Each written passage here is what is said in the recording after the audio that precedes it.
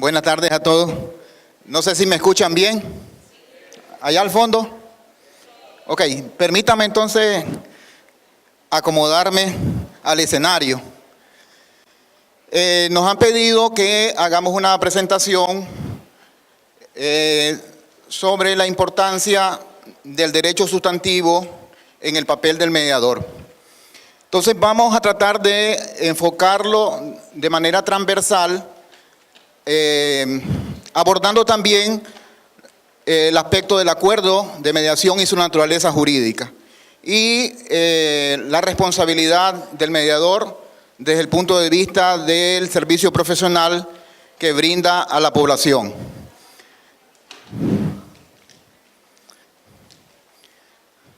No sé si se logra ver bien. Fase de la mediación, vamos a abordar naturaleza jurídica del acuerdo de mediación, régimen jurídico del acuerdo de mediación, efectos del acuerdo de mediación, interpretación por parte del mediador del derecho sustantivo, límites de la mediación y la responsabilidad civil de los mediadores. Ok, iniciamos entonces. Todos sabemos que la mediación es un proceso que se adapta a las necesidades y a las particularidades de las personas que intervienen en el conflicto. Y ese conflicto, ¿verdad?, sirve para resolverlo un tercero que aporta sus habilidades, las herramientas que le permite la mediación para tratar de resolver el conflicto. Nuestro tema obviamente no se trata de abordar el tema de la mediación, ¿verdad?, en sí mismo, es decir, como procedimiento, sino más bien el tema de lo que es el acuerdo de mediación en cuanto a sus efectos, tanto sustantivos como procesales. Solo a manera de introducción, coloco acá la fase de la mediación, aunque claro, ¿verdad?, que no vamos a abordar ese aspecto. La fase de la introducción, la descripción del conflicto, el esclarecimiento del conflicto, la fase 4, la búsqueda de soluciones y por último, si se logra, la formulación de un acuerdo. En esta parte es la que vamos a detenernos y es la que vamos a analizar de manera puntual. Cabe preguntarnos, ¿cuál es la naturaleza jurídica del acuerdo de mediación?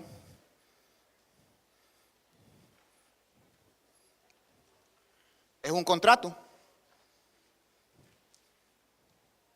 Dirán otros, ¿es un título ejecutivo? Sí, pero desde el punto de vista sustantivo del derecho civil, ¿qué naturaleza jurídica tiene el acuerdo de mediación?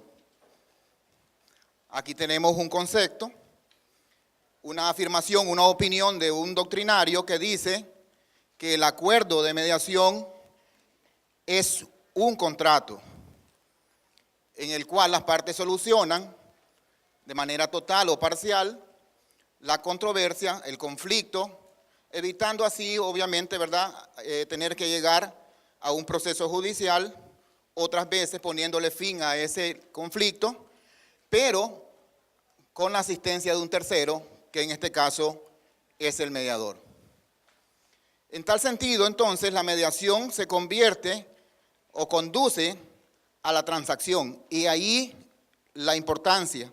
Es decir, la mediación va a llevarnos, para todos los efectos del derecho sustantivo, a la figura contractual de la transacción, como lo es el arbitraje en relación al laudo o como lo es el proceso civil en relación a la sentencia. Vamos entonces a abordar la respuesta a esta pregunta. Naturaleza jurídica del acuerdo de mediación, ¿cuál es?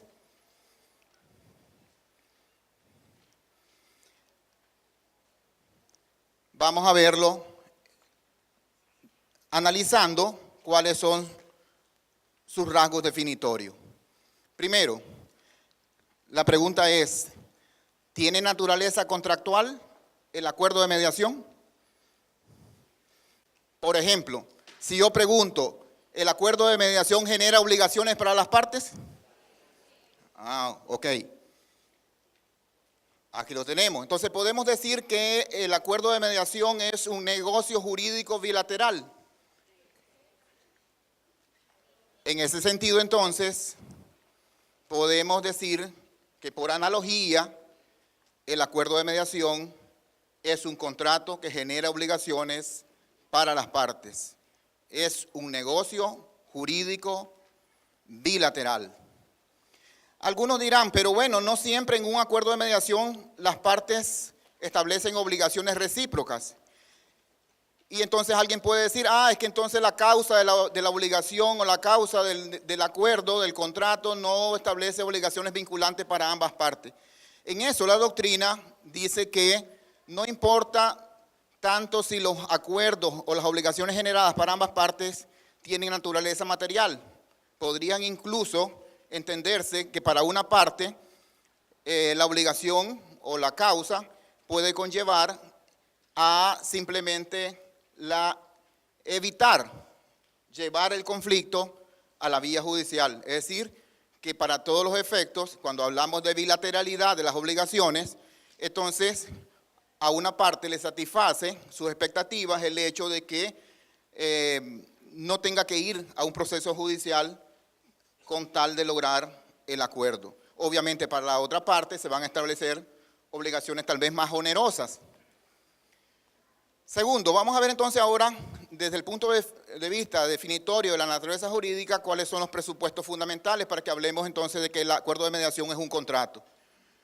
Primero, tiene que existir una controversia, o sea, un conflicto que las partes tratan de resolver a través de la mediación. Y segundo, que al hacer el acuerdo se logre que las partes, como decíamos antes, asuman obligaciones recíprocas. Y por último, la finalidad similar, análoga del acuerdo de mediación es similar a la del contrato de transacción. Es decir, solucionar una controversia entre las partes. Y por ello es que decimos y afirmamos que el acuerdo de mediación tiene la naturaleza jurídica de un contrato. Y por lo tanto, dirán ustedes, eso ya lo sabemos. Sí, pero el problema no es esto, sino hay que ver entonces que si alguien trata de invalidar o de analizar la eficacia, por ejemplo, de un acuerdo de mediación, ¿a dónde vamos a ir a buscar las reglas en cuanto a su conformación y a sus efectos jurídicos? Vamos a ir al derecho de contratos. Y más específicamente, vamos a ir a las reglas del contrato de transacción en específico. Dirán ustedes, sí, pero es que en el acuerdo de mediación interviene un tercero.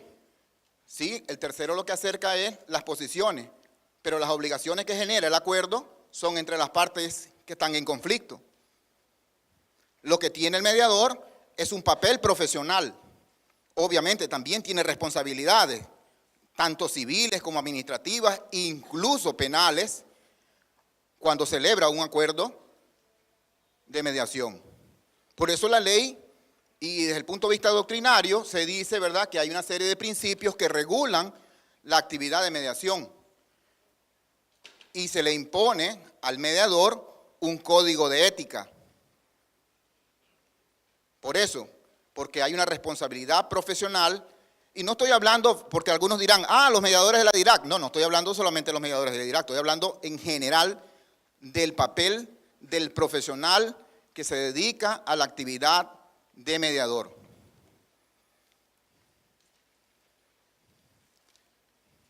Ok, si vamos a hablar entonces de la naturaleza jurídica del acuerdo de mediación, cabe preguntarnos qué régimen jurídico vamos a aplicarle.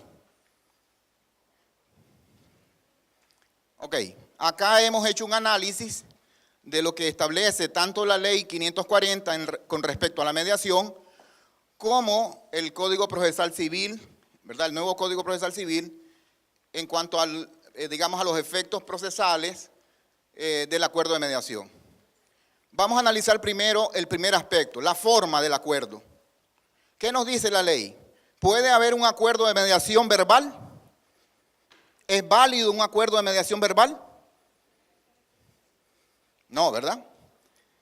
La escritura se convierte en una condición de validez del acuerdo.